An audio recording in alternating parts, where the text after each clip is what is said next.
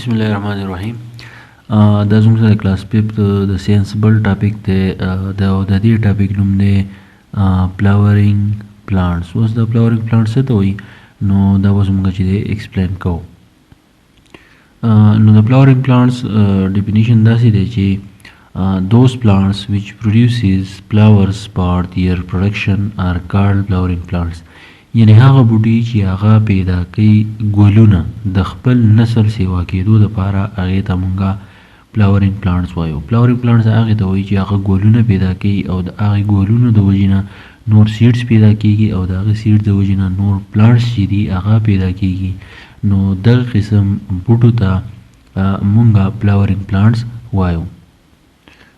اوس دا چې دي د فلاورینګ پلانټس څه خصوصیات دي. اولنی خصوصیت زموږ سره دی چې پروډیوس سیډز. د فلاورینګ پلانټس د ټول نه اولنی خبره دا ده چې دا به سیډز پیدا کوي، یعنی دا به تخم پیدا کوي. بله پکې دا ده چې سیډز جرمینیټ انټو پلانټس او بیا دغه سیډ چې کله مونږ راوالو د مونږ په خاورو کې کېدو دې له مونږ بورګو په دې باندې نور رڼا ولګي نو د هغې د وجې نه نور بوټي چې دي هغه پیدا کېږي. په دې کې بله خبره دا ده چې سم فلاورز آر لارج. څه فلاورز داسې د فلاورینګ پلانټس څه فلاور داسې چې هغه ډېر زیات غټي اینډ کانسپیکیس او هغه چې دی واضح وي، چې غټي نو واضح وي نو په اسانه باندې چې دی ښکاري. بل خصوصیت دا ده چې سمال اینډ انکانسپیکیس، یعنی مطلب دا دی چې بعضې نه فلاورینګ پلانټس پکې داسې چې هغه واړه وي، یعنی د هغې ګلونه چې هغه واړه وي، هغه بوټی چې دی په خپله وړکوي او هغه انکانسپیکیس وي، مطلب دا دی چې هغه غیر واضح وي، هغه زموږ ته برابر په صحیح طریقه چې دی نه ښکاري. اوس د فلاورینګ پلانټس اګزامپل دي چې روز د ګلاب ګل، سن فلاور مونږ چې د نورپرست وایو، جاسمین دا زموږ سره جاسمین دی، دا زموږ سره یو ګل دی تاسو به لیدلی او پاکستاني قومي ګل دی.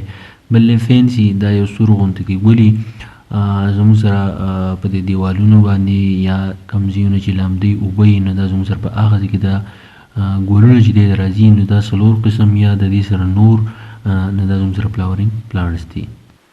اوس د فلاورینګ پلانټس کلاسیفیکیشن چې دی نو په دې کلاسیفیکیشن کې زموږ سره دوه ګروپونه دي. یو ګروپ زموږ سره دی مانو کاټیلیډینس پلانټس او بل زموږ سره دی ډای کاټیلیډینس پلانټس.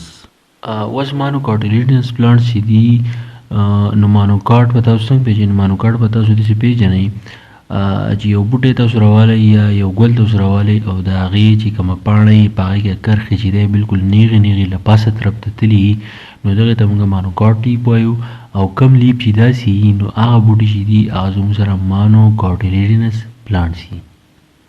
اوس زموږ سره ډای کاټیلیډینس پلانټس داسې وي چې تاسو یو پاڼه راوالی هغه ډېره همواره پاڼه او د هغې چې کمې په هغې کې چې کمې کرښې نو هغه ګس طرف ته او ښی طرف ته تلي نو چې د کوم بوټي دا پاڼه داسې نو دې بوټي ته مونږ ډای کاټیلیډینس پلانټس چې دی دا ورته مونږ وایو.